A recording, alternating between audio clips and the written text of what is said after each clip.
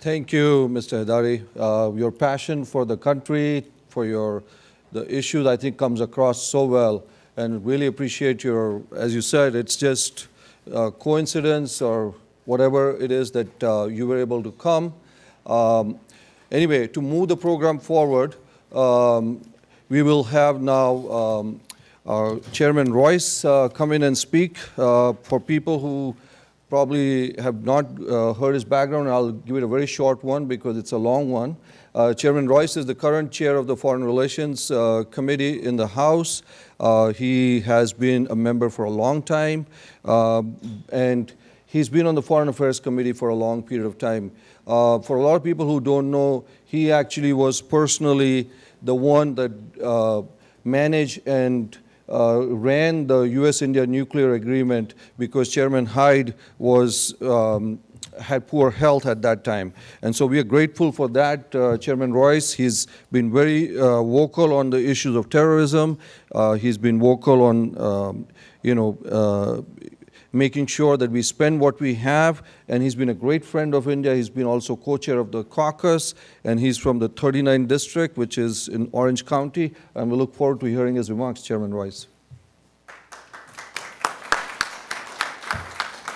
Sanjay, thank you very much for that, that kind introduction, and Deputy Ambassador, I appreciated your remarks. Let me make a couple of observations about the relationship between India and Afghanistan and the United States and the security partnership, and broader than that, the partnership that we hope for the long term will help bring some measure of stability and economic growth to the whole region. My friends, we're all engaged in this together, and we very much appreciate the role that India has played with respect to the construction of the roads, with respect to the assistance on the training of the police, with respect to all of the economic development.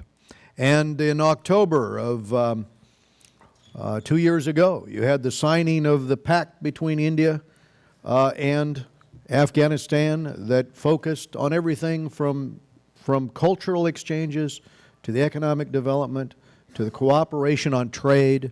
All of this is important in terms of bringing about stability. And the other aspect of this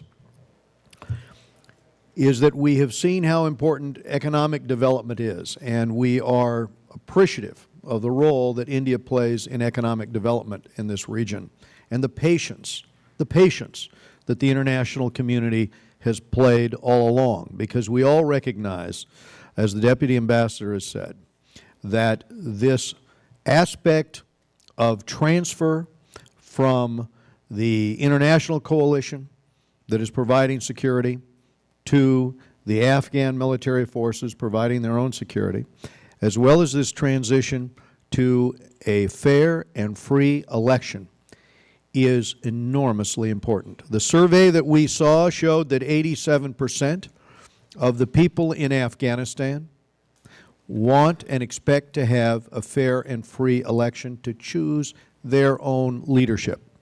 And we are going to have to work together, the international community, with election observers, with the U.S. and Europe and India and other countries in the region, all enforcing the rules to make certain that there are fair elections and that the outcome is the one desired by the people of Afghanistan. But as we move forward, we also recognize that we have a certain challenge in this region, and I will identify that challenge as a challenge for India, for Pakistan, and for Afghanistan, and for the rest of Central Asia and South Asia. And that is the $100 million that last year, according to a diplomatic cable, was transferred from the Gulf states into Punjab, into Pakistan. And in this particular case, what was it being used for? It's the use of that money in a particular type of madrasa. There are many madrasas, but there are 600 madrasas, there are 600 Deobandi schools. These 600 particular schools are the ones that churn out the young graduates who are going to carry out the next series of attacks in Afghanistan. and in southern Russia, and in India, and in Pakistan. And it's the failure to close these 600 schools that has helped guarantee that the 300 public schools in the Swat Valley, which were once operational, are now shuttered, are now closed. That some of the schools that I have visited up in the northwest frontier, one in particular, a girls' school, is now blown up. It is the graduates of these schools who are absolutely committed to a goal of destabilizing the existing structure in Pakistan until they achieve their ultimate objective, as well as carrying out terror attacks in neighboring Afghanistan, as well as carrying out attacks like the one in Mumbai. I, in the past, have twice visited the Taj and stayed at the Taj, and I can share with you, I went there right after the attacks and talked with the head of counterterrorism in India. I can share with you that until those 7 individuals who helped plan, organize that attack, who were radicalized themselves in one of these campuses, these particular members from the LET, Lashkar-e-Taiba, until they are brought to justice, it is going to be very hard for the international community to believe that stability is coming to the region. Until those 600 schools that on numerous occasions I and others have asked to be closed down, until they are closed down inside Pakistan, as long as there's a ready and willing recipient for the $100 billion a year that comes from the Gulf states, from certain factions in the Gulf states, to try to move along this upheaval, there is going to continue to be instability. And it's for these reasons that the international community is engaged. It's for these reasons that we are all cooperating on counterterrorism, because we realize what that cost is going to be. And we realize how that conflict is bleeding into other communities across South and Central Asia.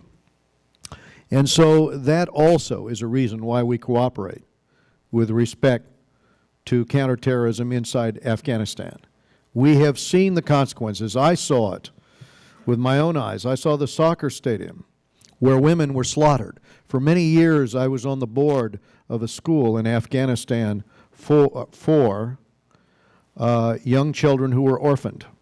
And I talked to the headmaster of that school, and he rolled up his pant legs and showed me the scars on his ankles and feet. They had caught him teaching children. Beyond that, they caught him teaching girls how to read and write. And he paid a price for that in terms of the torture that he faced. But he was one of many. I mean, the consequences to women subjugated under that radical system, and seeing the soccer stadium where women were once executed, publicly executed, is a reminder of what the goals of the Taliban were. And it's a reminder to us right now, in terms of these negotiations, do not forget the nature of who you're dealing with on the other side of the table.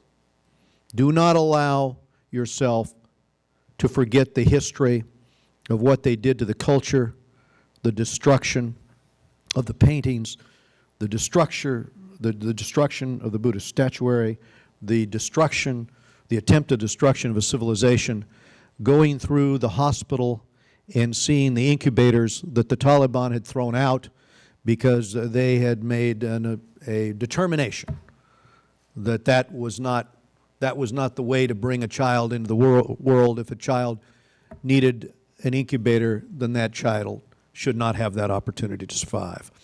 They were playing God.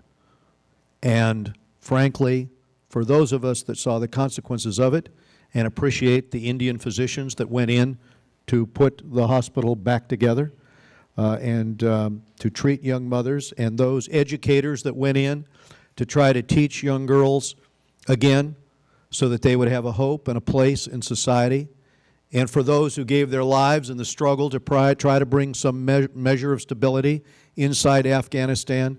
Listen, our hearts go out to what the people of Afghanistan went through. Our hearts go out to the families of those who made a sacrifice and lost loved ones trying to bring stability back to Afghanistan. But also our hearts go out to those people in South Asia, in Pakistan and India, who are yet to be victims of the graduates of these Deobandi schools, who will go out there again to commit terror, to attack schools, to shoot children, to shoot girls. That's the reality we're living in. And that's what we need to be discussing, because we must find a way to bring pressure to close these schools, have resources expanded into public education, and to give children an honest education and teach them the skills. And then we must look beyond that to the future. We must look to liberalizing trade in order to reduce tensions, in order to give opportunity. There should be more trade between the United States and India and Afghanistan and Pakistan, and all of these governments should be working in concert to create economic opportunity. We should open markets for export, and we should work on a win-win, on a trade agreement with South Asia. And we should encourage those countries to have goods cross borders. What is it that economists say? When goods cross borders, armies don't. But as we do all of that, let's keep in mind our primary objective, bringing peace. And to bring peace, you have to teach peace. You can't teach terror. And we have to have in that a partner with the governments in the region that are willing to teach the children a way forward rather than to teach them hate. Let's all work together on this cooperative endeavor, and we very much appreciate the engagement of India in this effort with Afghanistan and the United States and with the international community and the NGOs. Thank you very much.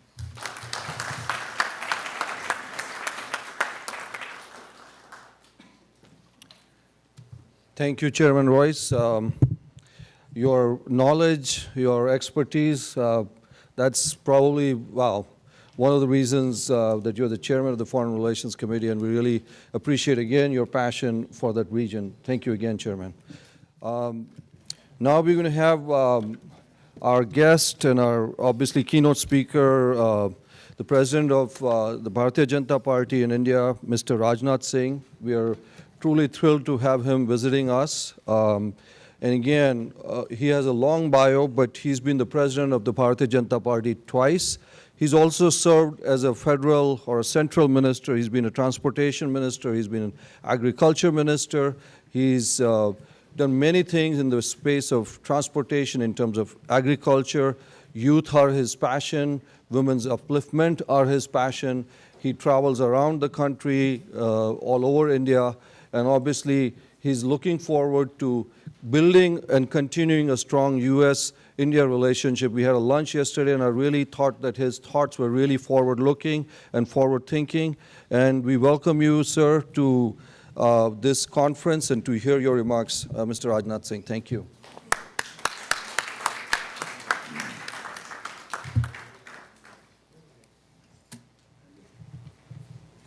Honorable Chairman and the distinguished friend of India, Mr.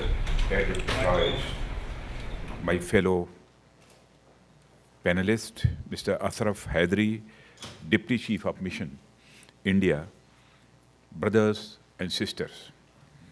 We in BJP are the believers of the ancient Indian dictum, Vasudhaiva Kutumbakam. The entire world is one family. I address all of you, our American hosts, participants from various important think tanks and institutions, embassy and government representatives, as well as members of Afghan, Pakistan, and Indian communities in that spirit. My warm greetings to all of you. I convey special greetings to my friends in and from Afghanistan. India and Afghanistan share a millennia-old strong civilizational bond. The linkages go back to the Harappan civilization, the spread of Buddhism, followed by the spread of Islam under the Turks and later the Mughals. We in the BJP attach key importance to these age-old bonds as the foundation for a lasting friendship with our northwestern neighbor. I would like to recall that I was the Chief Minister of India's most populous state, Uttar Pradesh, when one of the Afghanistan's most prestigious and adorable historic sites at Bamiyan, which was also the world's biggest statue of Bhagwan Buddha, was vandalized by the fundamentalist regime of Taliban in 2001. At that time, as a symbol of the common commitment of India and Afghanistan to global peace and harmony, I pledged to build a replica of Bamiyan Buddha at Kushinagar in Uttar Pradesh, a town where Bhagwan Buddha had attained heavenly abode. I am sure this conference would be a forum to reiterate that commitment by all the distinguished people here. Chairman, sir, Afghanistan has passed through very difficult times in the last 3 decades. Conflict with the Soviet Union, followed by the repressive Taliban regime, brought innumerable sufferings of the people of Afghanistan. They now deserve peace and stability.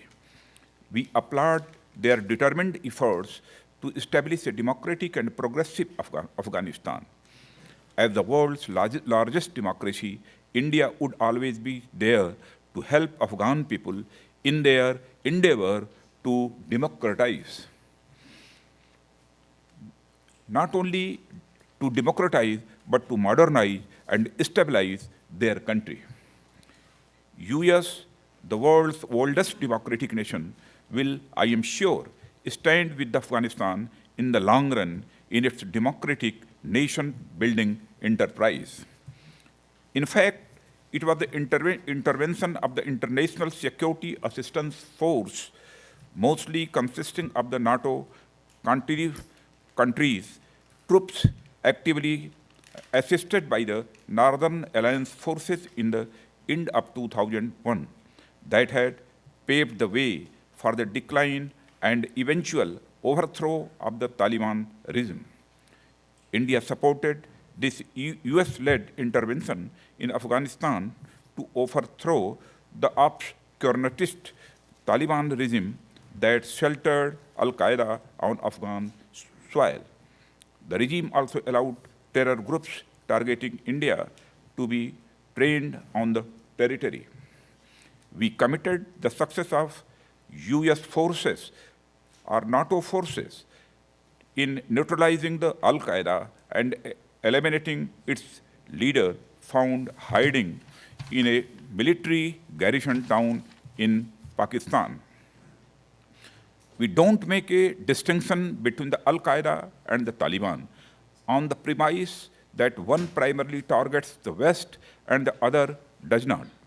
For us, the menace of religious extremism and terrorism is seamless, as the roots of the ideology of intolerance are the same and can be directed against any perceived enemy as the situation demands.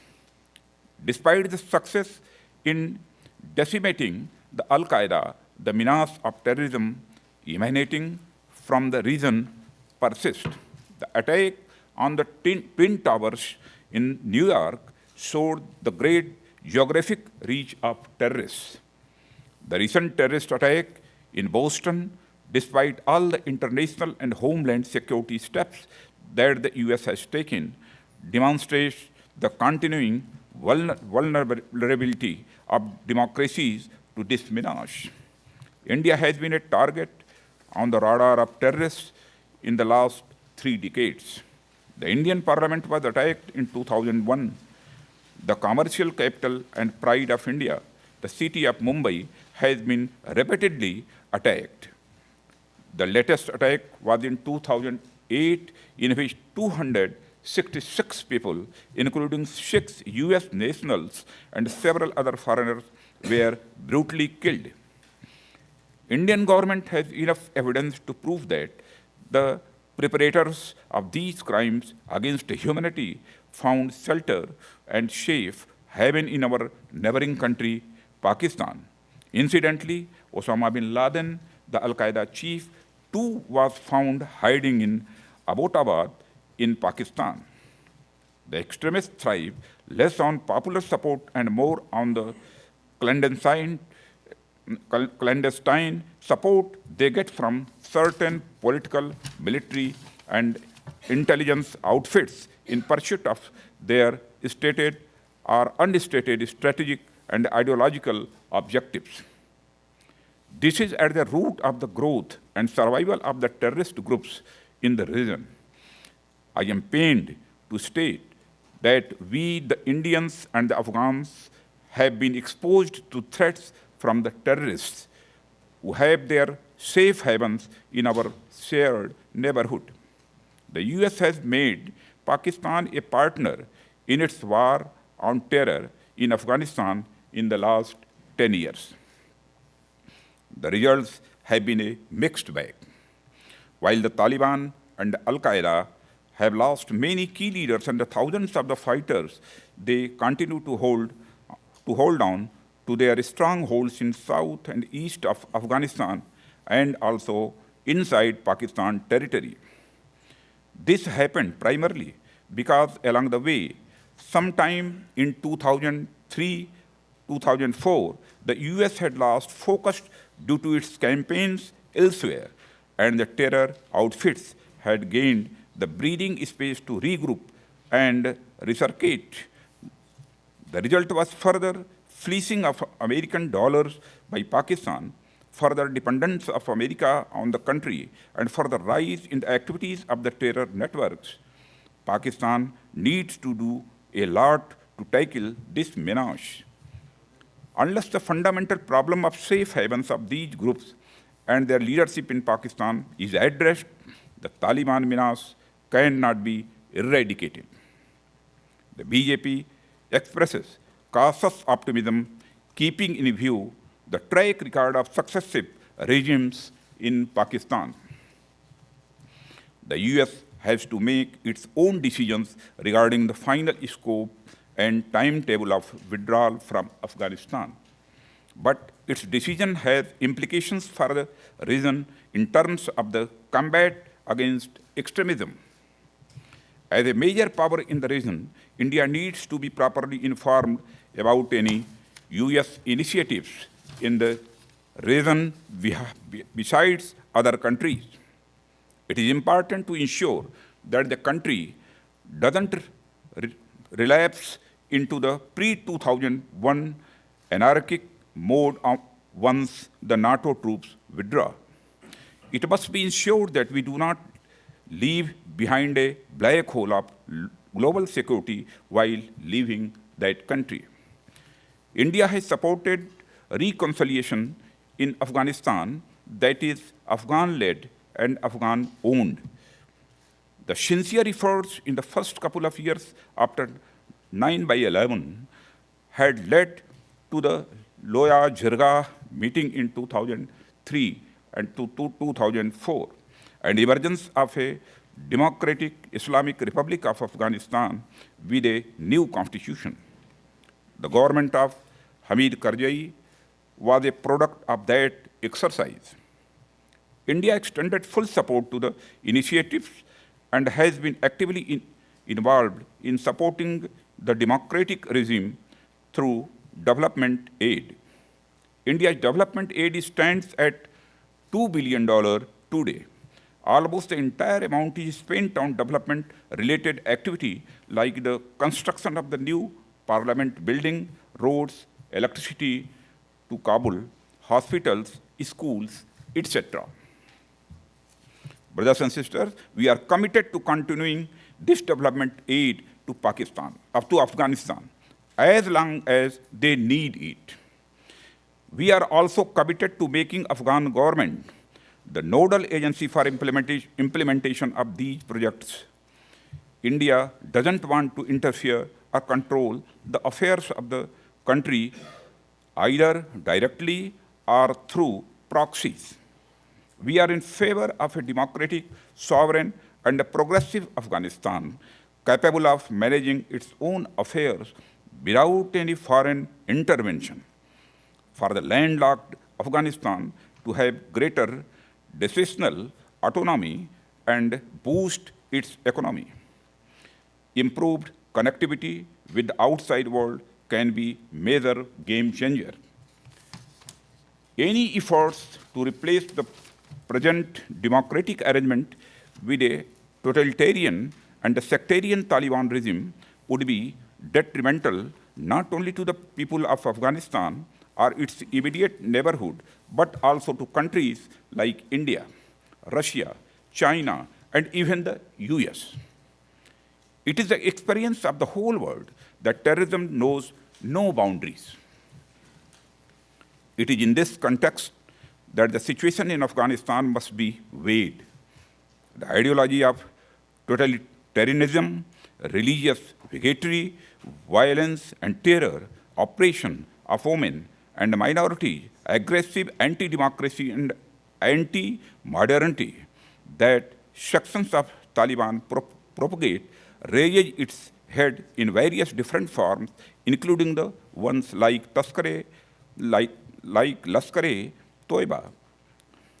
Regional and global peace can be ensured only if we complete the process that had begun in 2001 and rein in and democratize the remnants of Taliban and Al-Qaeda completely. We in India have shown to the world that democracy is the best healer and answer to terrorism and totalitarianism. The eagerness to engage with elements that want to return Afghanistan to the status of Islamic Emirates in the hope that they would deliver, and in the process humiliating and weakening the democratic leadership, doesn't behove well for the region. If this accommodation with the Taliban is pursued with the cooperation of the Pakistani military, as seems to be the case, the situation will become even more fraught, as many would say that it is the strategic ambition of the Pakistan army to control Afghanistan that is at the root of the conflict there. Pakistan must act responsibly to ensure a smooth transition in Afghanistan. We expect the new Pakistan leadership to show courage and determination to rein in radical elements within the ISI and the Pakistan army from interfering in the internal affairs of Afghanistan after the NATO forces withdraw.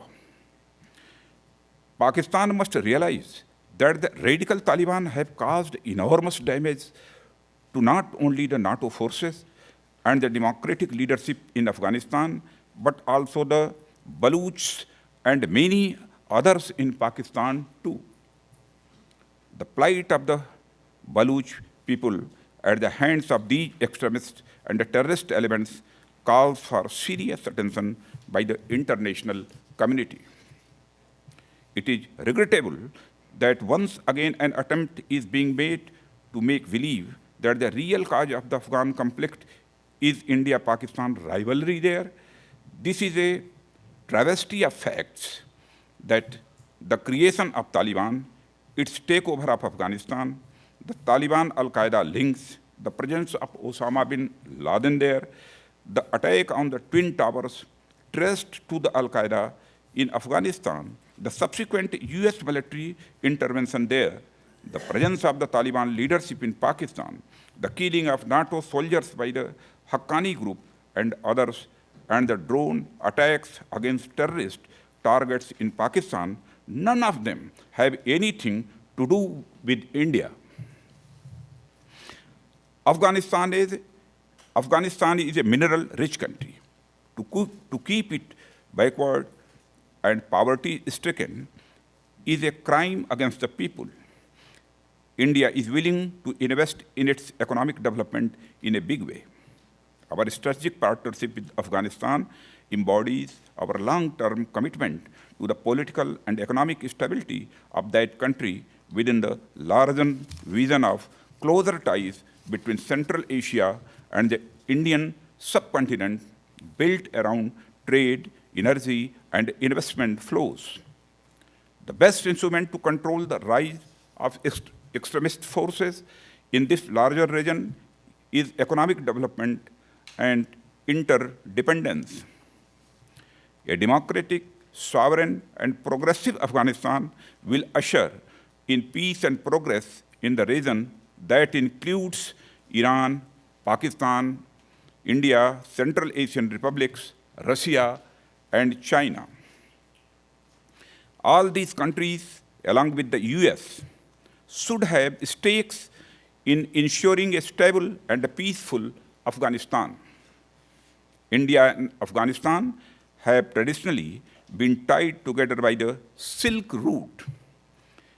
If India doesn't share a land border of 106 kilometers with Afghanistan today, it is because of Pakistan's illegal occupation of this historical part of the state of Jammu and Kashmir since 1948.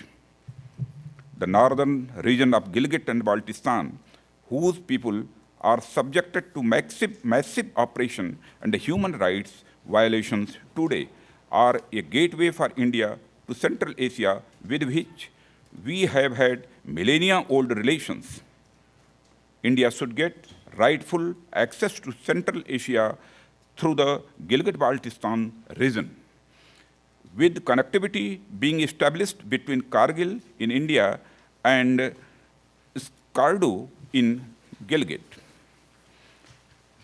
India is committed to supporting the democratic forces in Afghanistan.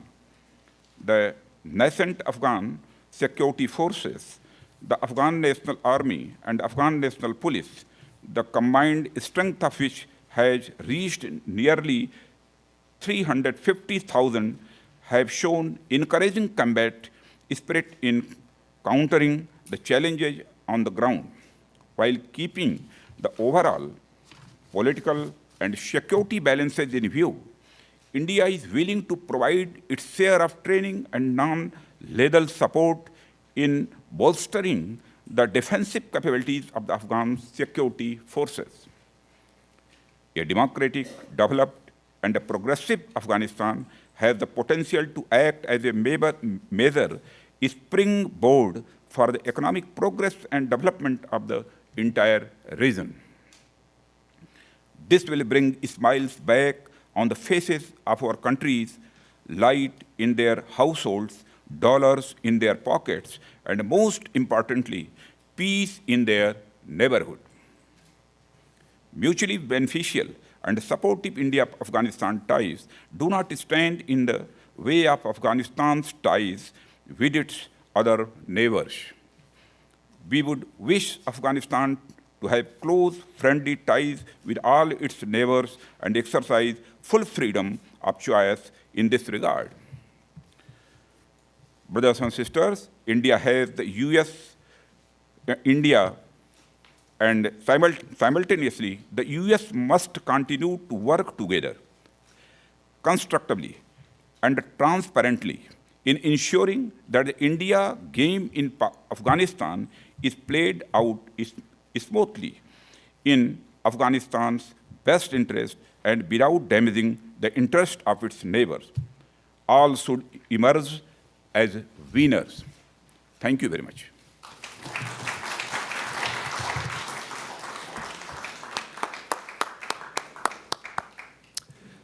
Thank you, Mr. Singh. That was an excellent, excellent presentation. So you heard from the Deputy Ambassador about the passion for his country. You heard from Chairman Royce about the reasons where he thinks the funding to the Deobandi schools. And then you heard from the President of the Bharatiya Janata Party about his views about the historical ties between India and Afghanistan and continuing commitment to friendship and a peaceful Afghanistan. We will have a few Q&A, and then simultaneously we'll have box lunches brought in because we have a back-to-back panel. And then because Mr. Singh also has another lunch commitment, do you want to take a question or so, Mr. Singh? Okay, maybe if there are questions for Mr. Haidari, because Mr. Singh has a lunch appointment too. Please. The question is for Mr. Haidari, because he's one of the few Afghan people over here, and I want to congratulate him bringing up the mentioning that the Taliban, with support of ISI, they are grooming the warlords over there, and mentioning that with ISI support, Bin Laden was staying next to their military training headquarters. That's all fine, you being Afghan, and from there, what the general feeling of Afghan people, they really want India to involve in their country rebuilding, and not on the Taliban, the general common majority people, what their feeling is with India, and they really want India to involve in their country rebuilding. Thank you very much. That's a very good question. I think if you have had a chance to look at the public opinion polls taken on the Indian assistance to Afghanistan, you would find out that India as as the highest opinion of the Afghan public in terms of their continued support from 2001 up to now. And of course, Afghans also, we share a civilizational bond with India, and our ties with India are not over the past 12 years, but they have been there since Asian times, and they even were there under the communist regime. And of course, when the Mujahideen took over from the after the fall of the communist regime. And so yes, the Afghan people actually want increased Indian assistance, not only in the civilian sector, but also in security arena. Sir. My name is Umar. I'm Hubert Humphrey Fellow. My question is with Mr. Singh. Sir, until recently, the world believed that basically the Lashkar-e-Taiba, a proxy of Pakistan ISI, is responsible for Mumbai attacks and the parliament attacks. But recently an affidavit submitted by a civil servant of Indian Civil Services that it is some other story. That has created significant doubts on the earlier version of that incident. Would you please comment? I think no affidavit was submitted by any civil servants or any civilian, as I know. But what you have told, this is a new information for me. We have the time for 2 more questions. Utsav Chakrabarti from World Hindu Council, and this is a question for Mr. Haidari as well as Mr. Haidari. Given the fact that Pakistan has been exporting radical Islamism into southern Afghanistan and southwestern Afghanistan, what efforts has the Afghan government been making to put in their education system a respect for the pre-Islamic civilizations, the Hindu and the Buddhist civilizations, for the younger generation? And also, for Rajnath Singh ji, in what way will India be willing to help Afghanistan in promoting the pre-Islamic Hindu and Buddhist civilization within its population for creating diversity? Yeah, like I said, the education sector has made significant progress over the past 12 years with international aid, including Indian assistance. Like I said, we have over 10,000 Afghan students on self-financed, Afghan government financed and Indian government financed scholarships pursuing different degrees and areas that Afghanistan's reconstruction and the civilization need. As far as the curriculum is concerned in Afghanistan, it is a modern one meeting all international standards, but the challenge in Afghanistan remains one of capacity, especially capacity of teachers remains low, but that's an area that we've been working based on a 5-year strategic plan of the Ministry of Education, and that's an area where we continue to ask our international allies, particularly the United States and India, to do more in order to enhance the quality of education from primary to secondary and as well as higher education. India and Pakistan, India and Afghanistan has not only historical bond but cultural bond also. India is ready to support whatever will be needed by the Afghan government.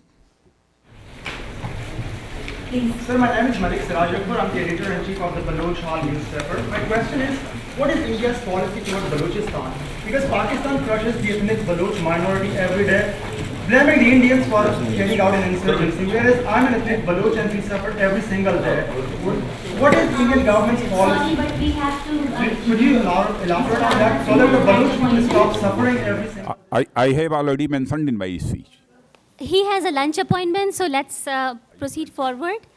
And you can send all the questions and we can definitely direct them forward and get the answers. Thanks.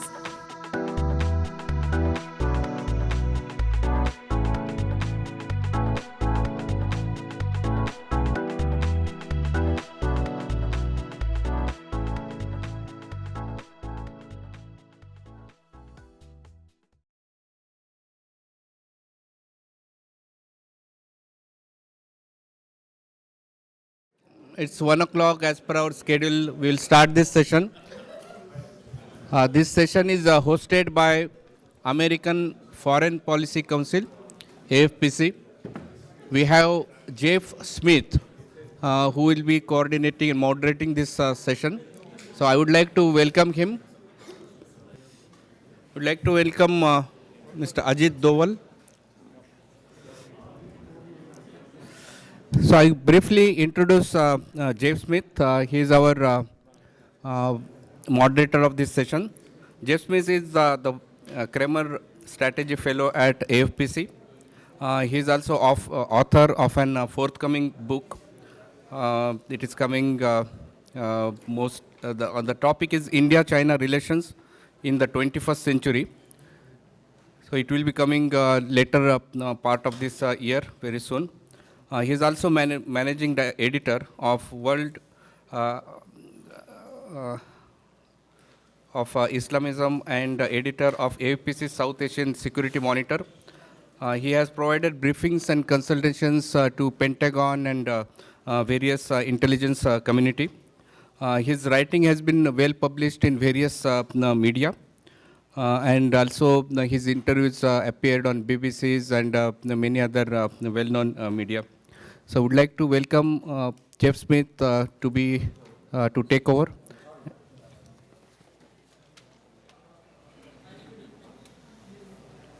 Thank you, Kandarao. And thank you to the U.S.-India Political Action Committee and your organization, the Foundation for India and Diaspora Studies. And thank you to Congressman Engel and Crowley for making keynote speeches as well as BJP President Rajnath Singh. I am here to introduce the third panel for today's conference on a moderate and balanced Afghanistan, regional perspectives. And I have two very distinguished speakers for you here today. I'd note that we had really hoped to have a third speaker here, Mr. Mehran Baloch, and there were technical issues and visa issues that unfortunately happen when trying to fly in foreign guests. But I think we have a fantastic panel, notwithstanding. Our first speaker, Mr. Ajit Doval, was the head of India's Intelligence Bureau from 2004 to 2005. He is as qualified as anybody to come here and talk to us about national security and regional security issues.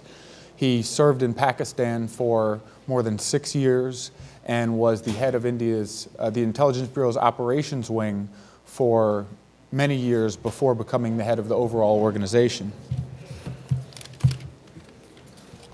And our second speaker, Mr. Sengay Sering, is the head of the Institute for Gilgit-Baltistan Studies. He formerly held a fellowship at the Institute for Defense Studies and Analysis, a prestigious think tank in New Delhi. And he is currently heading the DC-based Institute for Gilgit and Baltistan Studies and is a member of the board of directors of the Gilgit-Baltistan National Congress. And with that, I will turn the floor over to them, and I look forward to 2 good presentations and an interactive Q&A session afterwards. Thank you. I'm grateful to US-India Political Action Committee, FIIGS, and American Foreign Policy Council for organizing this event and giving me an opportunity to interact with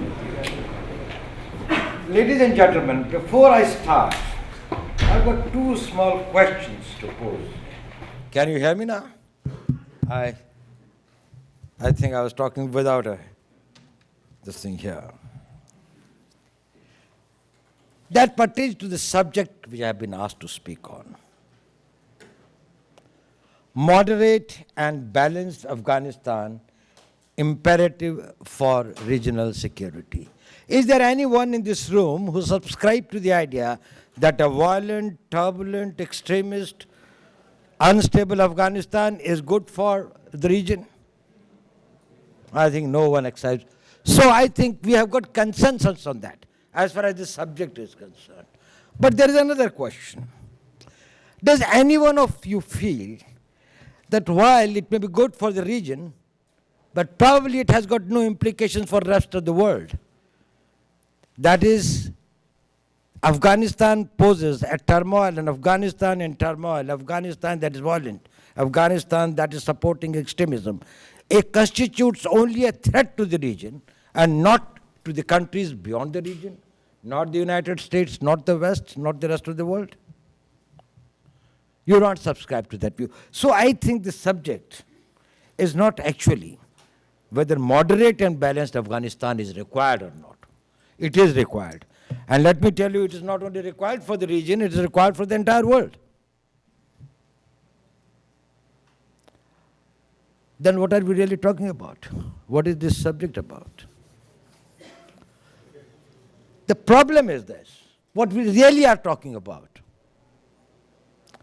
is that we all have a certain wish, a certain assessment. And we think that things will happen, or won't they happen that way? There's a question mark. There are optimists, and then there are pessimists. Well, I'm an optimist, not because they are always right, but because they keep the hopes alive till they are proved wrong. That is good enough a time to live.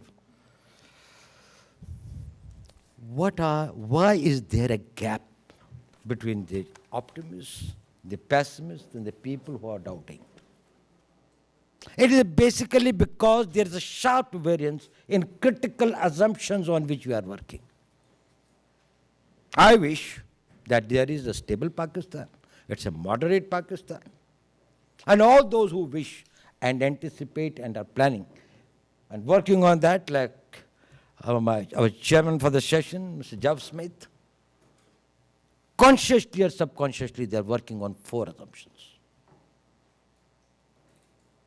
Their first assumption is that Afghanistan, which ushered into a democratic process, following the Loya Zirga, was able to have a constitution and then an elected president. Probably there will be an automatic transition to this democratic process. It has stabilized itself. And there will be transition of power in which different ethnicities, different groups, whatever their other beliefs may be, will fall in line. And there will be the transference of power, there will be elections which will be peaceful. And it will be in 2014. This is one assumption. If this assumption is not true, then we are talking the opposite of it, is something which is quite a different one, which is a civil war situation, bloodshed, and then eventually, in whose hand the reign of power will come, in that this thing of violence is unpredictable. So that is the first assumption. The second is that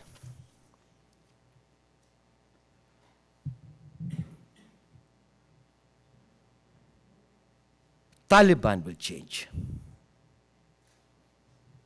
It is assumed that the people who have worked on certain script for a long time, they will give it up. The path of violence, the extremism, the faith in jihadi ideology. And then come, either join the political process or will try to become an influential ideological group which will influence the political life of Afghanistan, even if they do not directly participate in the election. That is the second opposition. Now, how will it come? There can be this thing. Some people think, well, we can talk it out to them. Some think we can ideologically, this thing. Some others think we can buy them out. Everybody has been trying in their own way. The Pakistan has been trying. United States have been trying. Even the British have been trying to do it independently and then collectively. I think even a section was even in touch with the Afghan administration. And they were also trying to talk to certain factions. Nobody knows which section is talking to whom and is talking what. But this is an assumption. If this assumption is not true, then we are back in 2001. Correction. We are back in the situation worse than 2001. I'll come to that later. There is a third assumption that 325,000 Afghan National Army and the police will deliver. It will hold together. It has been equipped. It has been trained. It has got officers who are sufficiently motivated. And it is felt that irrespective of what happens at the political level in Afghanistan, the strong military and the police will remain a disciplined force, upholding the constitution and the democratic values of the Afghan state. This is an assumption. In last 12 months, I have met at least 15 to 20 top Pakistani security officials with the rank of Lieutenant General and above in different places and others. Not one of them has subscribed to this view that this army will be able to hold back, irrespective of the fact what is their weapons, what is their training level, what is this thing. They say there is a mismatch between the officers level and the cadres, and once the ethnic loyalties come up, once there's a transition of power, and again these things, this will get probably to create a national army is a time-consuming process. It does not happen overnight. But I don't believe them, as I have never believed many Pakistanis. I don't believe them. But this is a question mark. This is a question mark.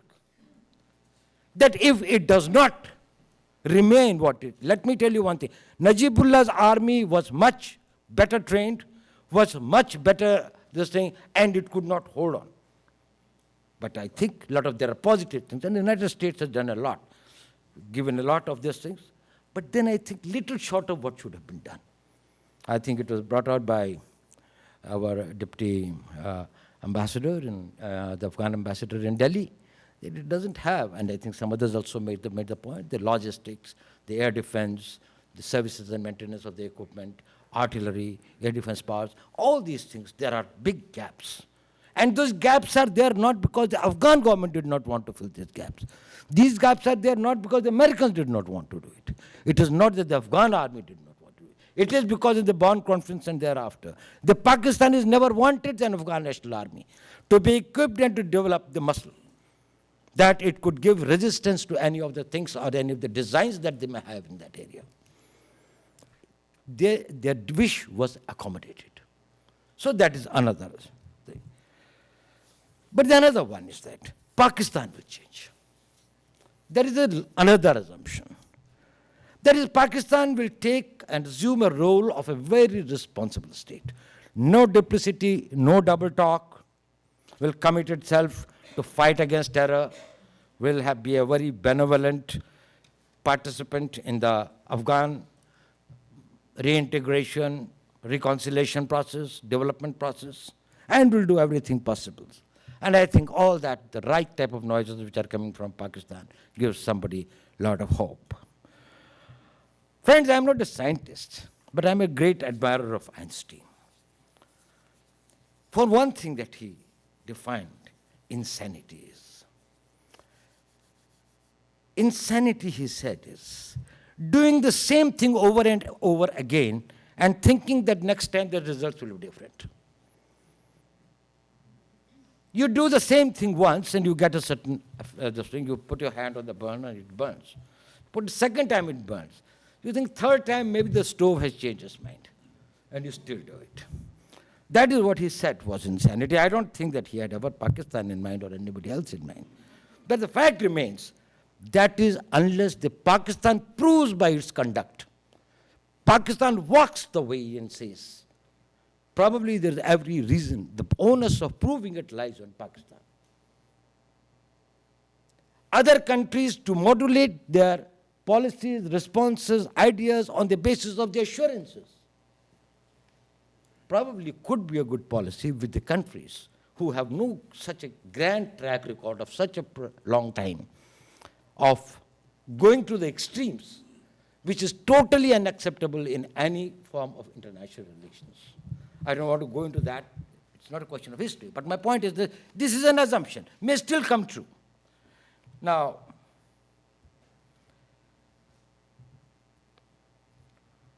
my grievance is not about whether the assumptions will come true or not. I'm no diplomat, I'm no intellectual. I'm a security man, plain and simple. We make assumptions and we work on that. We hope for the best and try for the worst. If it doesn't come true, we will face it and fight it. That is not the problem. I have got a problem on some other count. That is, you do everything to see that these assumptions don't come true. In all the four of it, let us see what all has been happening after the surge, or before, after the point that we talked about. We first talked about the withdrawal, then took the initiative of surge. I do not know. We couldn't understand, at least I could not understand. Because if surge is supposed to have a deterrent effect or a punitive effect, if you have already announced that you are going to withdraw in 2014, it won't have that effect. You only have to bide the time. But from that time onwards, whether we are talking now of the zero option, now we are talking about the new things that is, a lot of new, this thing that security arrangements. Now I think the zero option has been given up. The security arrangement has been accepted with the chief of staff who was there in Kabul, I think, day before yesterday. Now there's this thing of the resolute support is the new operation, resolute support that is to follow. Now that it has been accepted that, well, Karzai is going to cooperate and, well, there will be not a zero option, but there will be, now they will be talking by October, they will be finalizing it. There is a lot of things are happening. But are these things happening by which we are trying to make the assumption on the basis of which we are hoping that the process will succeed? Are we reinforcing them or are we going against them? Now take one by one. We talk about strengthening the democratic process. By undermining Karzai's position and allowing in Doha talks with those people who are claiming themselves to be the Emirate of Afghanistan, seriously undermines the democratic credentials of the government that has come through a legitimate process of legitimate electoral process. Let us not talk about personalities. Let us talk about processes. Processes are important. Karzai might have failed. But if the democratic process is undermined, then the transition of power, these are the people whom you have got to fight again through a democratic process. If you delegitimize it, if the very people who installed it, who are instrumental in building it up, probably will be quite, the very purpose will be negated by that. While we had been talking about the assumption that security forces must be strengthened, how much has been the denial about the security forces? If they do not want to go to Afghanistan, to Pakistan for training, you would like them to go to Pakistan for training. You would like to put artificial restrictions on them that if you go to India, probably the sensitivities of Pakistan would be adversely hurt, and therefore that becomes unacceptable. If they want a certain types of weapons and arms, you think that a vetting by Pakistan is necessary.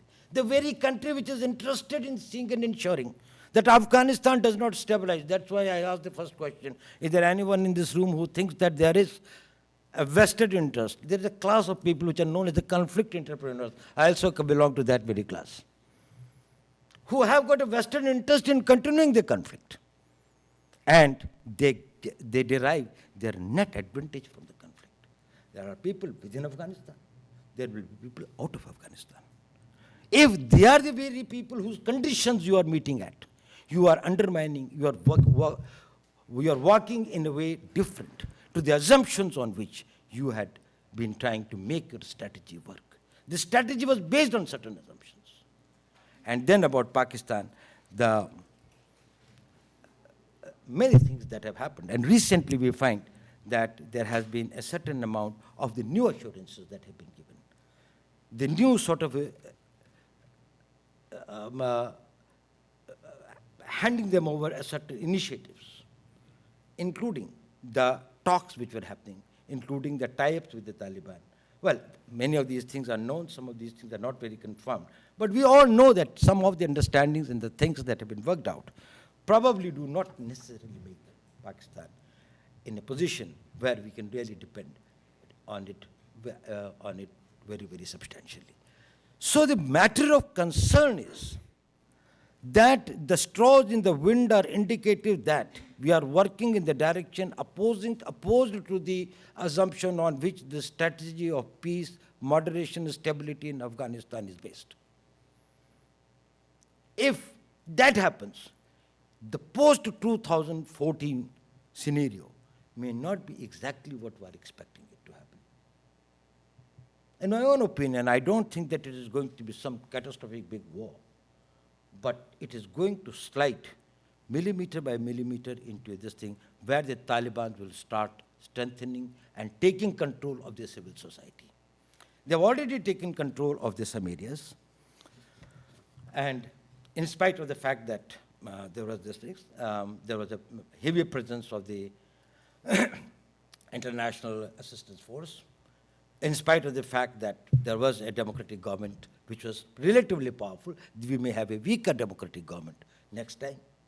It is in spite of the fact that there were not that much of an interference from Pakistan as it normally would have been, there might be a situation where the radicals might be able to strengthen themselves.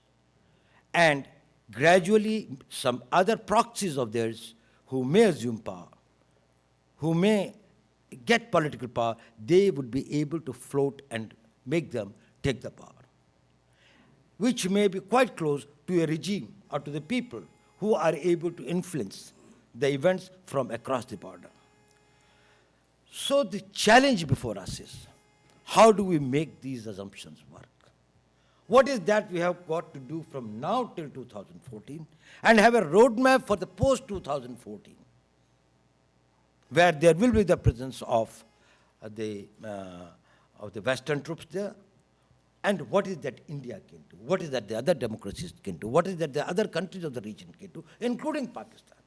What is that can be done to see that the Pakistan, which is an important country, Pakistan is an extremely important country in this whole thing. And we have got to carry Pakistan with us. We have got to make it believe that it is in the Pakistan's interest. How is it that we give that assurance to Pakistan? That it is in its larger interest, that it has peace with India, that it has a stability in Afghanistan, that it is able to work in its own best interest by minimizing the conflictual situation.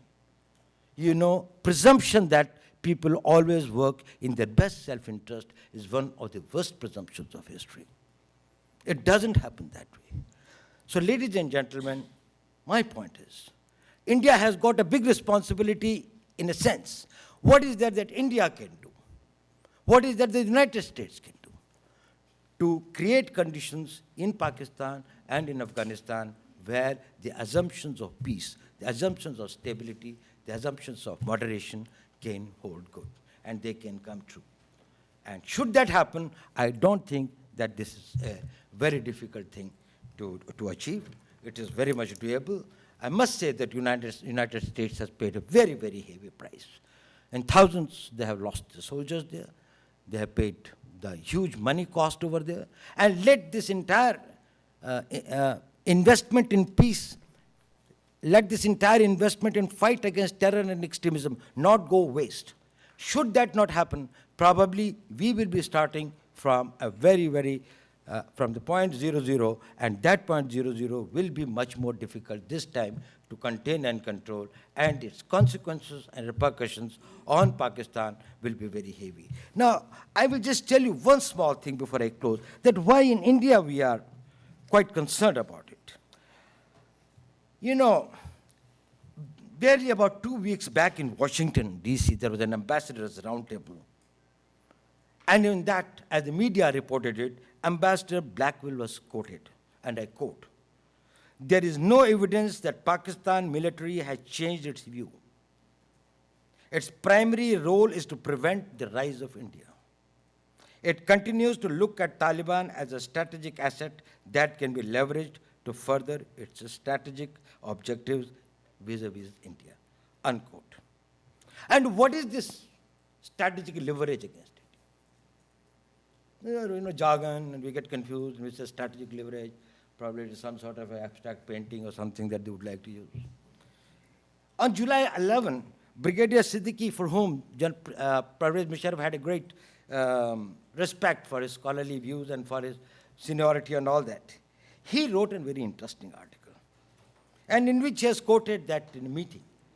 And he has quoted General Pervez Musharraf, and he said that Mr. Kayani was the ISI chief at that time, which appeared in the news on 11th of July, 11th of this month. And I will just quote these words. And he says, what Blackwell says is the continuity of the intent, continuity of the desire to exercise that leverage, and here is the leverage. And Pervez Musharraf says, "Sir, the Taliban are our strategic reserves. We can unleash them in tens of thousands against India anytime we want," unquote. Now, this is the leverage. Now, they may look very far-fetched. They may look that, well, they are not a matter of concern. Probably sitting here in Washington, you may think it is not. But then, if somebody would have said that, well, what happened on September 11, that was also too far-fetched, when somebody must have thought or talked about it. Things, when they happen, do not look as far-fetched as they look when they do not happen or they have not happened. And the last thing that I would like to say is this, that radicalism or threats like this are not in geographical limits. If there is a threat, it will not only be for the region. It will be a threat for all of us, for the entire world. Terrorism is a potent threat, and we have got to take a very, very serious and a very considered view about the things that we do. Thank you.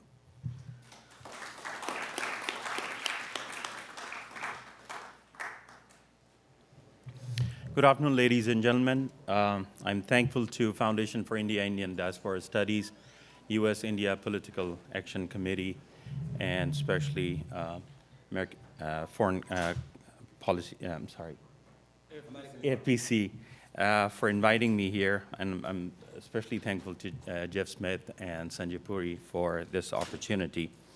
The title of my topic today is How an Emerging Taliban Crescent Impacts Moderate and Democratic Afghanistan. We have heard about a Shia crescent that extends from Iran to west to the Mediterranean Sea, and it has been a concern for the West for a long time. And now we have an emerging Taliban crescent that extends from Afghanistan, and I'm sure a lot of people here will find this very interesting because it also impacts India. And in the coming years, what I feel that this Taliban crescent, this patch of land, this stretch of land, will have a huge tsunami, a Taliban tsunami. And I think tsunami is what Imran Khan promised to us, but he couldn't really deliver. But it seems like Pakistani Taliban unifying with the Afghan Taliban and colluding with Pakistani army are going to create something that probably going to make this Taliban crescent a very important place in the coming years. And unfortunately, Gilgit-Baltistan, which is right in the middle of it, Afghanistan on this side and India on this side, is going to play a very major role in it, and I'll be talking about that. So the sooner we take care of this region and understand the term Taliban crescent, the better for us. Gilgit-Baltistan geostrategic importance is gaining prominence for anti-Afghan and anti-American forces as the U.S. prepares for withdrawal from Afghanistan.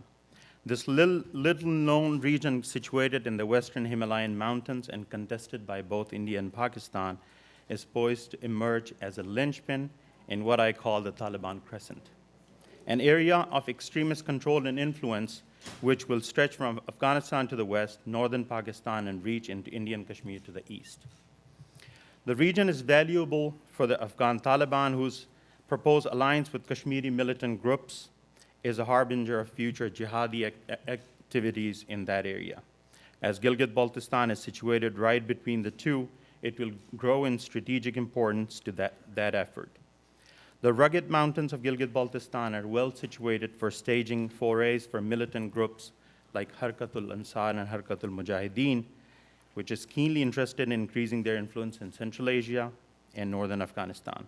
It is worth noting that members of Pakistan Defense Council, a coalition of jihadi outfits, religious parties, and retired military officials, have called Gilgit-Baltistan the missing link between Kashmir and Afghanistan. Prominent elected members of Gilgit-Baltistan Legislative Assembly, Wazir Bek, Mirza Hussain, and Muhammad Ayub Shah, have repeatedly warned that Taliban are present in Gilgit-Baltistan in large numbers and that the mountain passes of Gilgit-Baltistan leading to northern Afghanistan have become point of infiltration. And further, that local extremists are assisting the Taliban and helping them consolidate power and resources. Print media, as well as various Pakistani TV channels, also state that militant camps are operational in districts of Gilgit-Baltistan, especially in the vicinity of the Afghan border. A few months ago, police arrested 14 Afghan militants during a raid on a madrasa located in Gilgit, which was run by Lashkar-e-Jhangvi, which, according to the Ministry of Interior, has become the lead face of Al-Qaeda in Pakistan. Pakistan's military's complicity in this campaign cannot be ruled out. As the Abbottabad Commission suggests, the military continues to view extremists as an asset. Again, it is significant when local elected leaders affiliated with Pakistan People's Party, as well as Muslim League, and religious scholars such as Qazi Nisar and Agha Rahat accuse the Pakistani secret agencies of aiding militant forces. Local reports frequently note the passage of Pakistani Secret Service vehicles transporting militants into Afghanistan via Gilgit-Baltistan.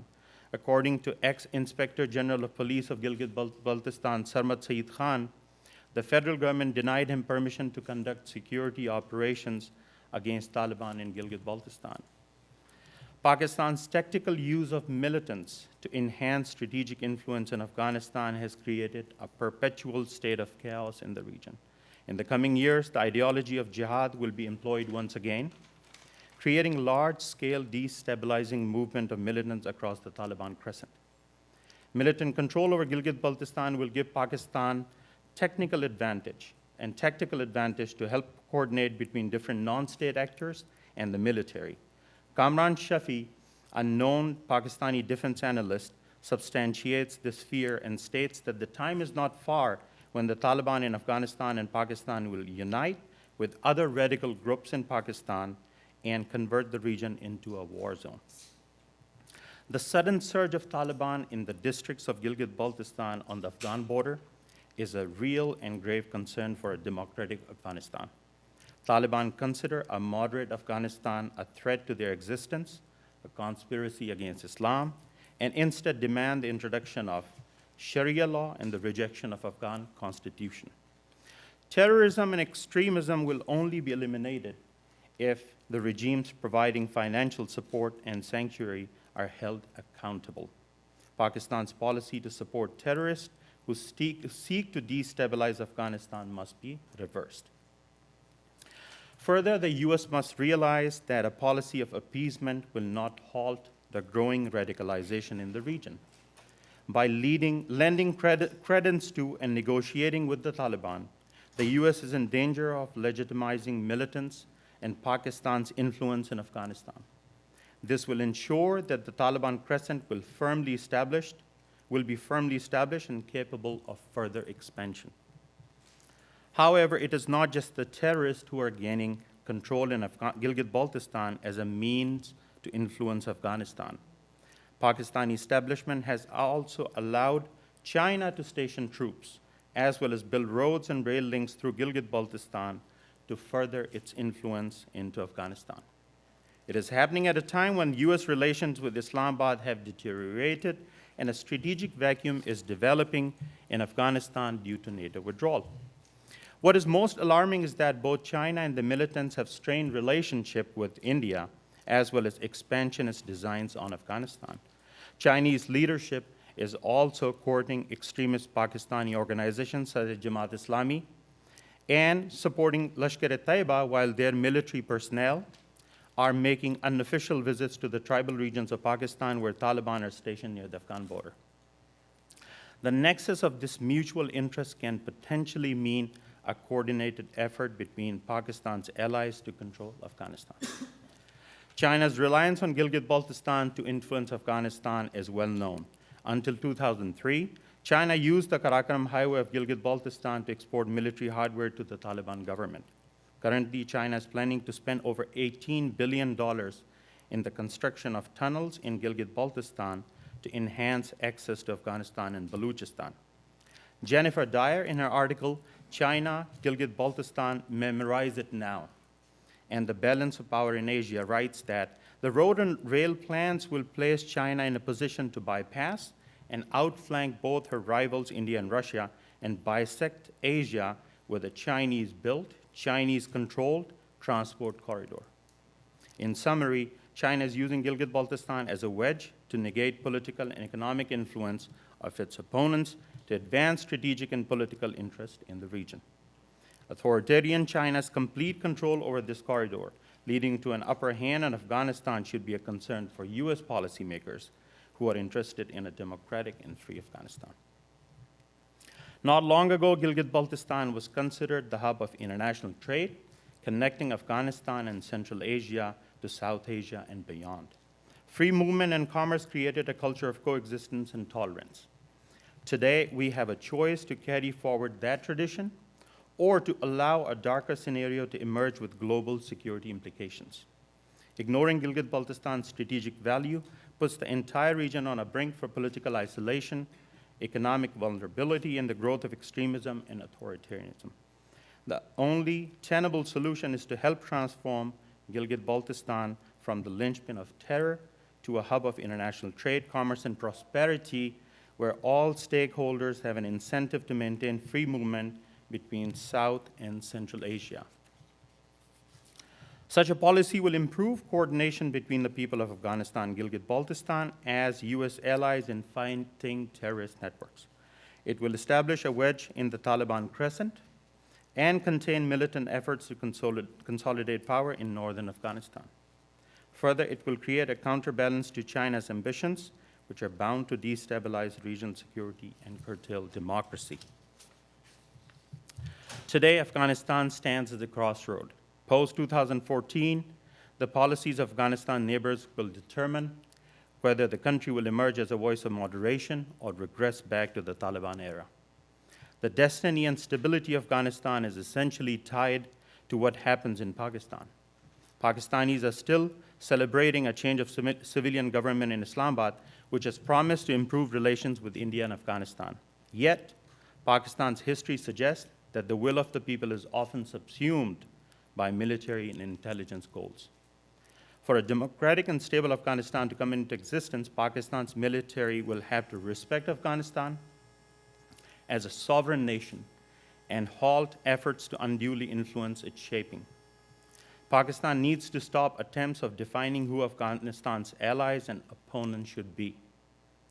At the same time, the people of Afghanistan, Gilgit-Baltistan, and especially Baluchistan will have to unite in their struggle for social tolerance, economic liberalization, linguistic and cultural diversity and preservation, plural democracy, and peaceful coexistence of all of us. U.S. policymakers can support this shift by declaring Pakistan a country of particular concern and using all measures of diplomacy to deter Pakistan from aiding region's terrorist networks. Further, U.S. forces must identify and collaborate with local communities, especially the indigenous people of Gilgit-Baltistan and northern Afghanistan, who are fighting terrorism. Lastly, by expanding trade activity in Gilgit-Baltistan by reviving the Silk Route, the U.S. will ensure that the economic potential is fully realized, which is the surest course to peace and stability for Afghanistan and the region. Thank you so much for it.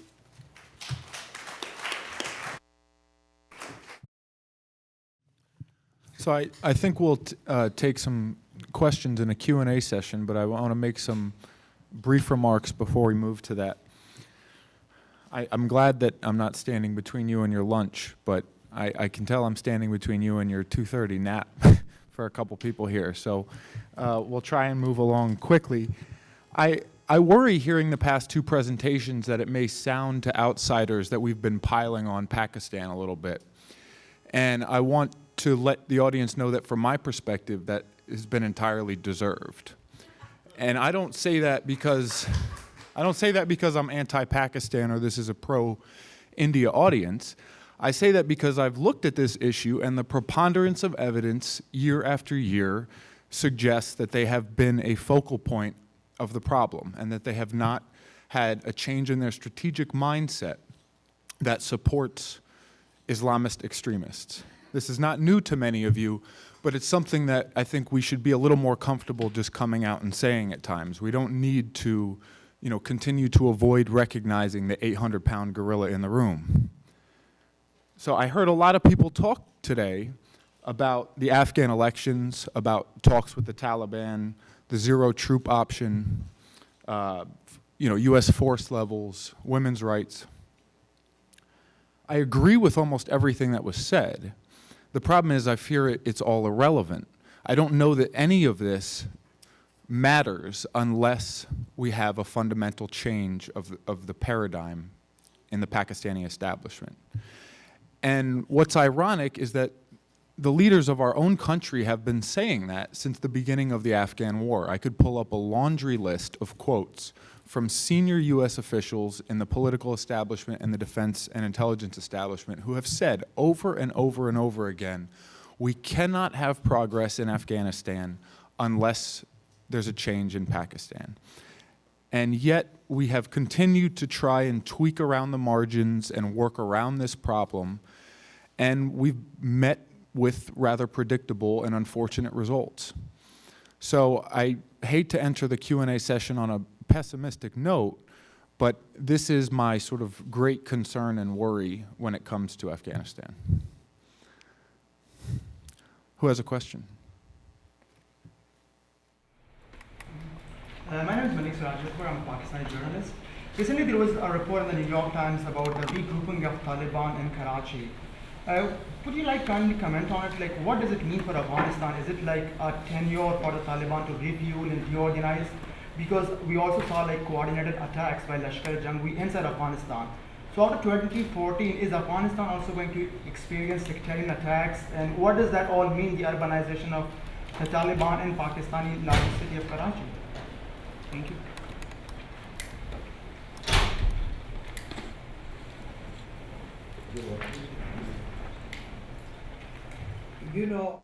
Right now, the word Taliban begs a definition.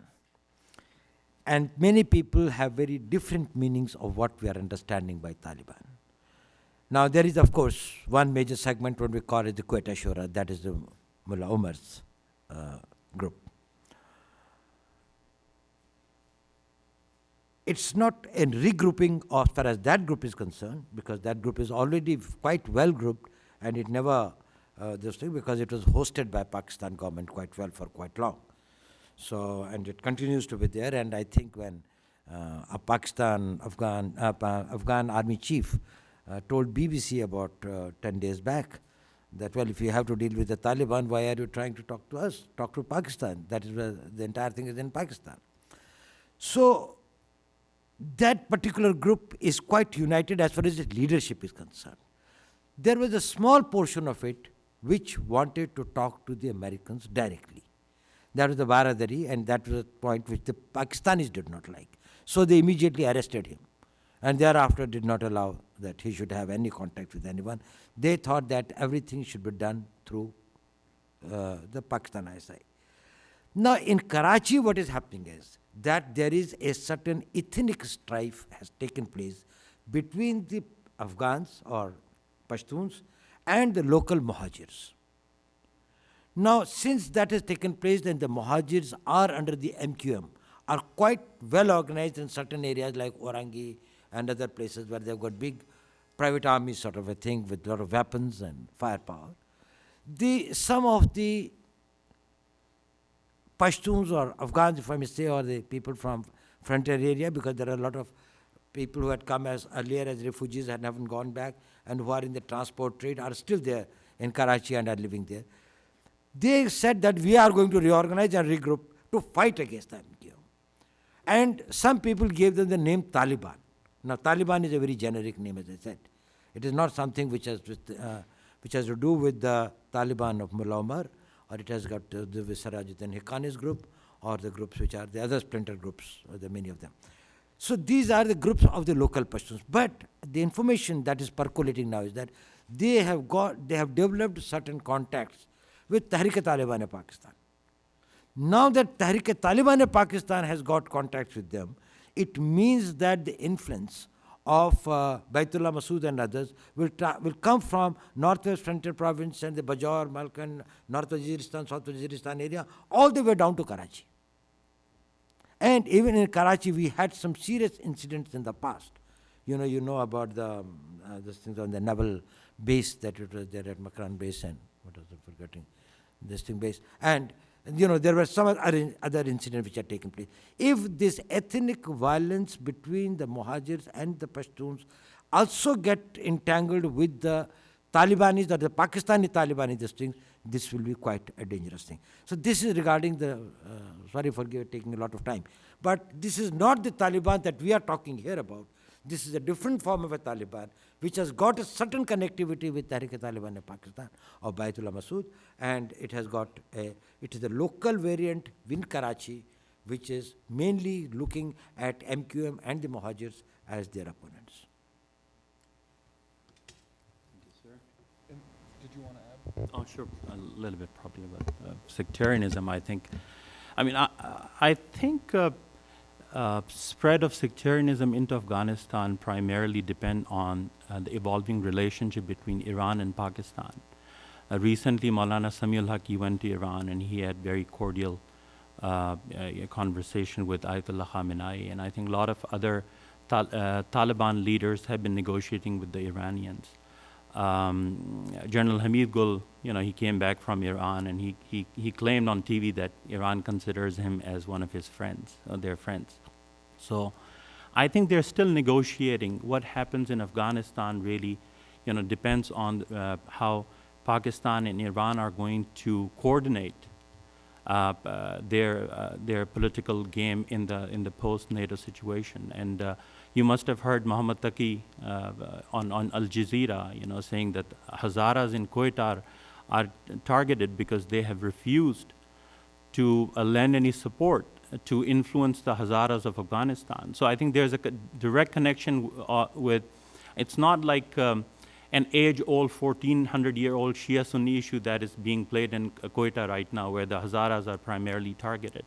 It's not the Sindhi Shias or the Punjabi Shias or other settler Shias. It is just the Hazaras being targeted, and I think it has a direct implication on Afghanistan. And I think, I don't know about a lot of Taliban activity in Karachi. I think they are present there, and there are articles, that have been written where Pakistani army knows their addresses and the places where they're hiding in Quetta and Karachi. And I think eventually, whether it's Pakistani Taliban, Afghan Taliban, I think they all consider Mullah Omar as their leader.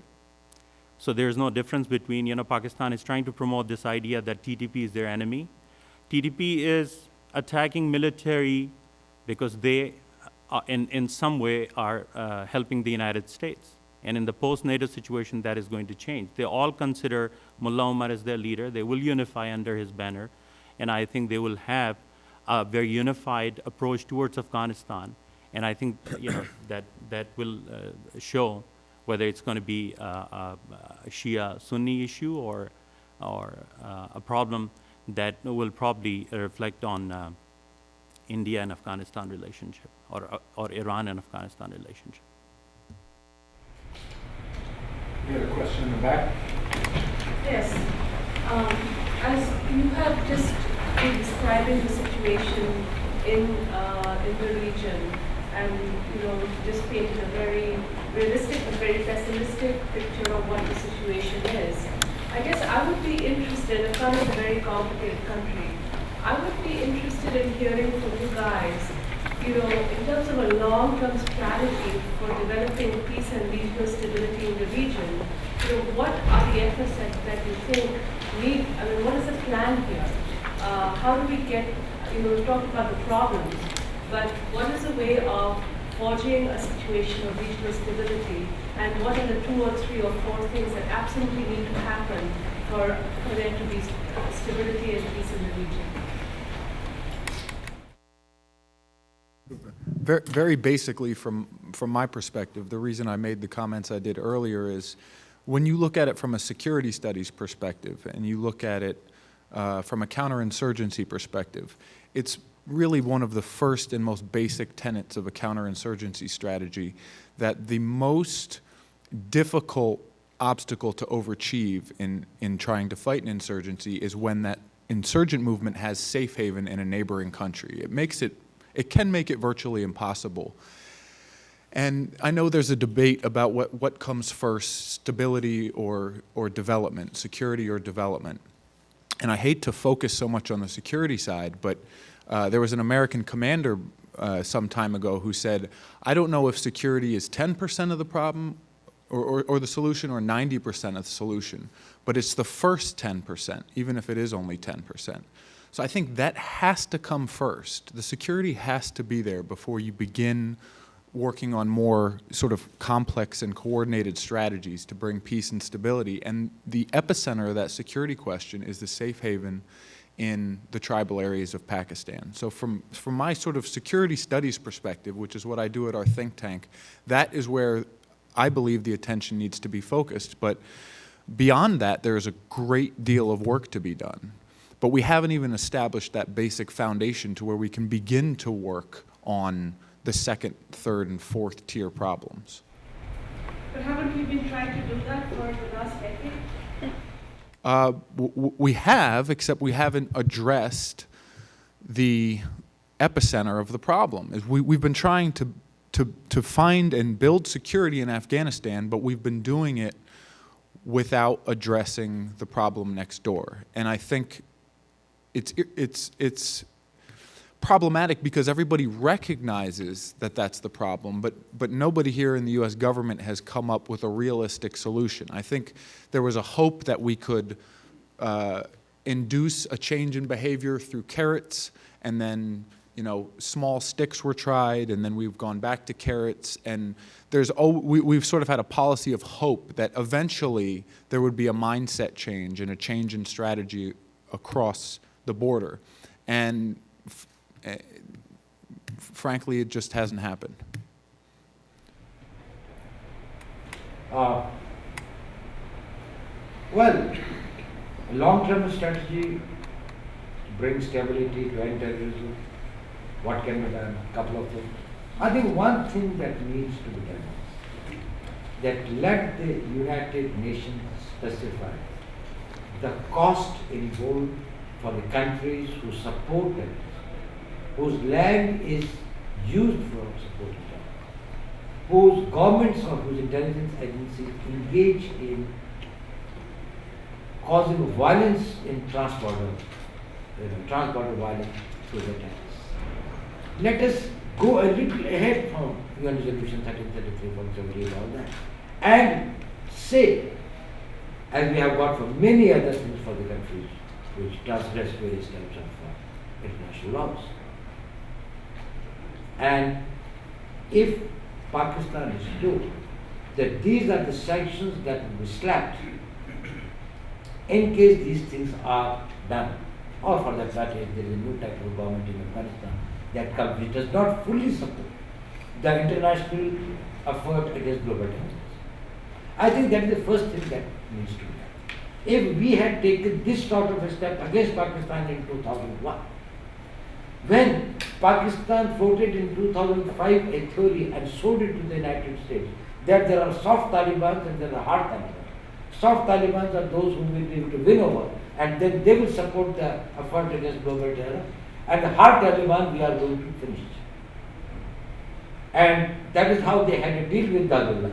Under the Dadullah deal, they were able to, they not only released a lot of people from jail, but even gave them their weapons. And who were the soft Taliban? Soft Taliban were the Taliban which were supporting and towing the Pakistani Taliban. And the hard Taliban were the ones who were opposing them, irrespective of the fact what was they do about the global terrorism and others.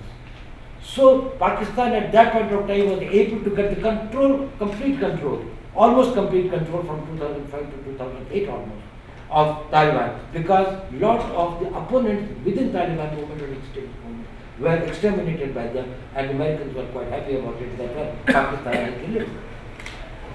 Now, it was at that point of time that we knew that they had signed a secret understanding with Commander Dadullah, who was subsequently killed, in which all these things were spelled out.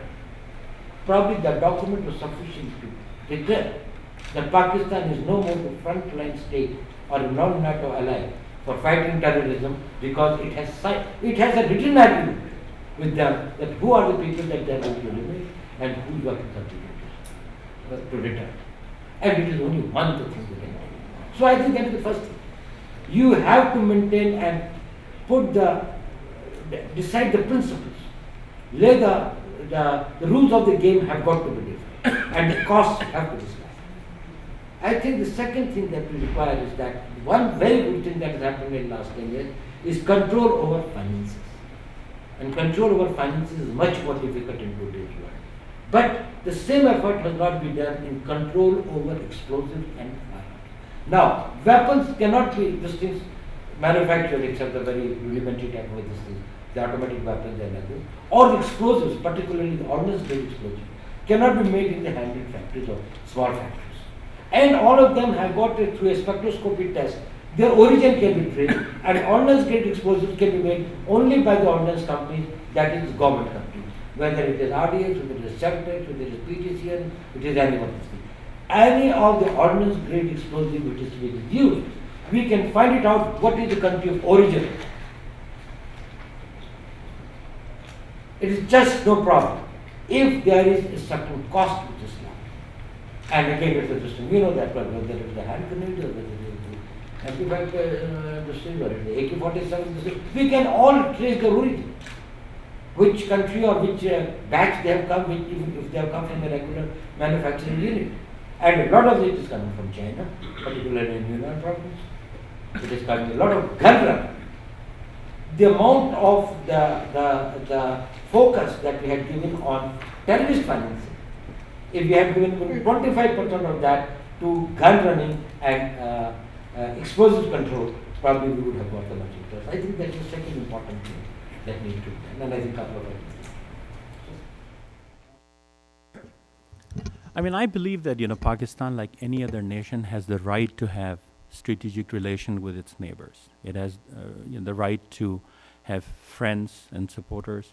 But the problem is that Pakistan has always found the extremists in different countries as its allies, and then use them to have leverage in those countries. That is the main problem. For instance, if you look at in Central Asia, if you look in Afghanistan, if you look in India, Nepal, everywhere you see Pakistan's allies, most of them are non-state actors and they're extremists. Pakistan has never tried to go and have relations with, let's say, a secular faction in these countries, Afghanistan or Central Asia. There's a magnet, a huge magnet attached to Pakistan, where the moment USSR disintegrated, the first thing they saw in Central Asia was the extremist. And so I think that is the attitude of the Pakistani establishment. Obviously, I don't really blame civilian governments. Civilian governments have tried their best. People's Party has tried. Nawaz Sharif has been trying. They have paid price. Nawaz Sharif has paid really heavy price to be, trying to be friendly with other nations. And the same is with Bhutto family, and but the military has to change, I think, this attitude that they really do not have to see themselves as like a natural ally of all these terrorists in different parts of the world, and they can, have cordial relations with a democratic Afghanistan or democratic India or democratic Central Asia. And, if that does not change, then I think your point is right. 10 years, maybe another 10, 20 years, and I think this attitude of, I really don't want to go into ideologies here, but when a nation is created on two-nation theory, which sort of is a country is created on the basis of hatred towards another country, that we can't coexist. There's no point that we can live together. We have to have our nation. There's no cultural similarity. There's no religious similarity, so we can coexist. I think that is sitting in Pakistan's foundation, and I think that is leading to a lot of policies and Pakistani military is really I think stuck with that. So I think that needs to change, and Pakistan needs to give up its relationship with all these rogue elements in the world. One in the back here first. Utsav Chakraborty from the World Legal Council. This is a question for Mr. Doba. With the impending withdrawal in 2014 of the NATO forces from Afghanistan, what changes do we see happening in Kashmir? Because the last time Taliban was in control of Afghanistan, things went really bad in Kashmir.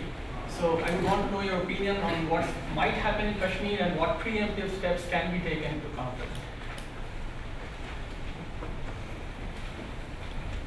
If I take the situation totally in a very compartmentalized way, that what happens in Afghanistan is not going to have any impact on us.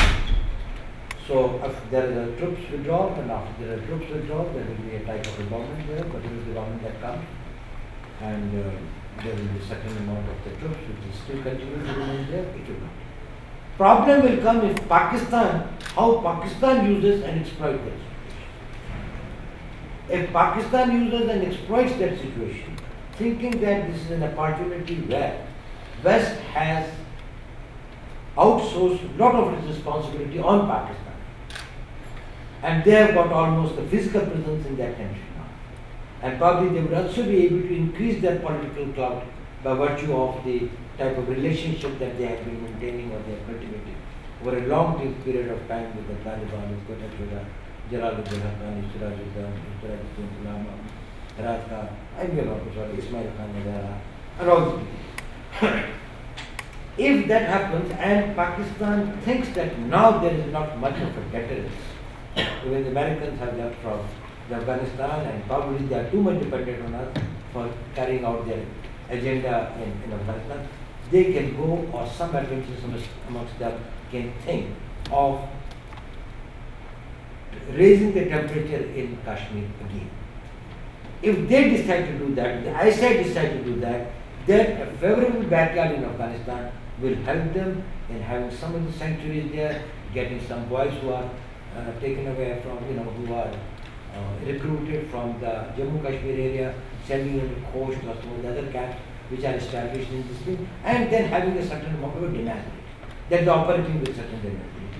They may also be able to get some of the boys from Afghanistan to join hands with the Kashmiri resistance. Mainly, which was the last time also, which did not work, that this is an international Islamic problem, and in which there is an Islamic, there is an international participation, and that is why in 1995-96 they got 3 persons from Turkey. They got 2 from Middle East, who normally do not operate in Kashmir, don't even know who is in Kashmir. And these persons, this group, was used for kidnapping of 9 foreigners, of which there was an Israeli, there was this thing, and 3 or 4 of them were killed in Anantnag, which was this thing by Abu Samad, Turkey.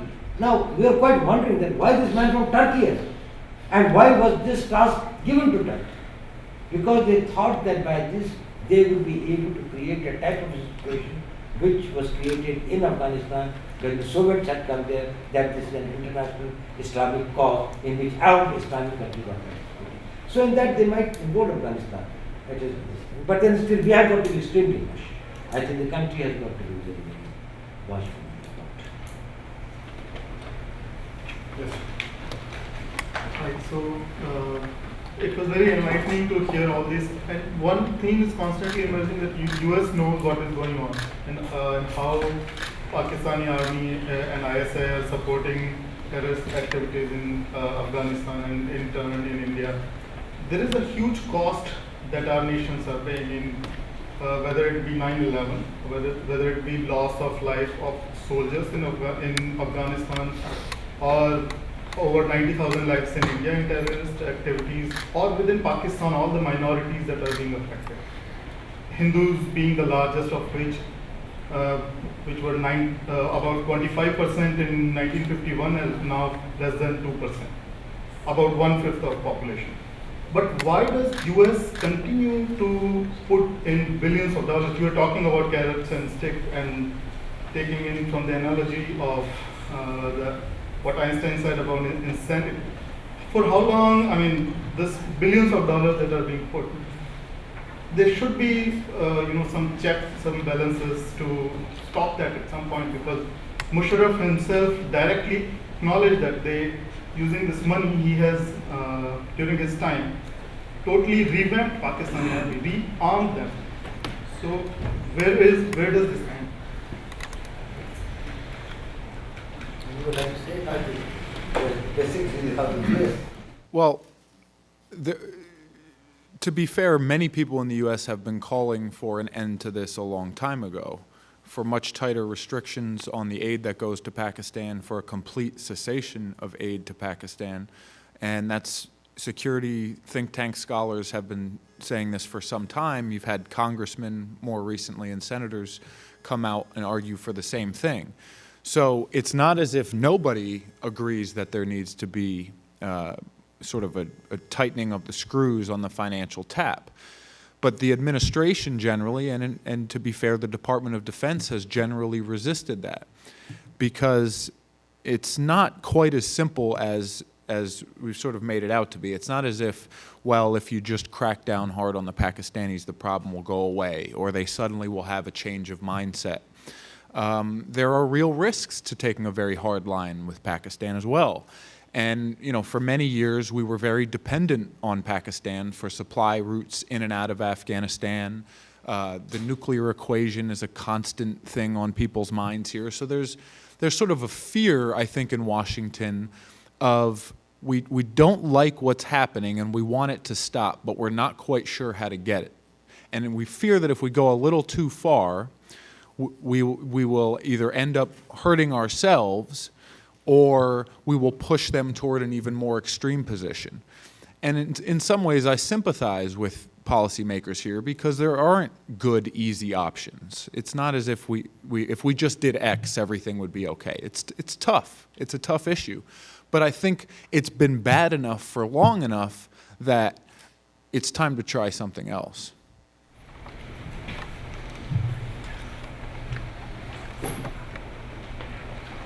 Well, I think we're going to end the panel on that note. I see a few more hands have come up, but it's been a long day. We've been here for 4 hours. We've had 3 really fantastic panels, a great panel of speakers. Let me thank Mr. Doval and Mr. Searing for a wonderful panel.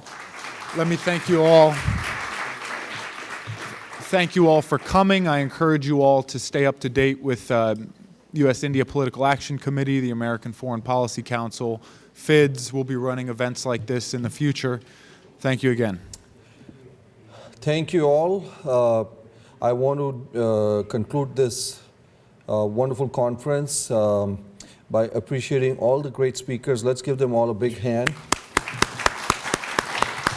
We had a full day of tremendous sessions, dialogue, Q&A. And the conclusion, I think, is that handling Afghanistan is very, very important for Afghans themselves, for the country, for the region, as well as for the United States.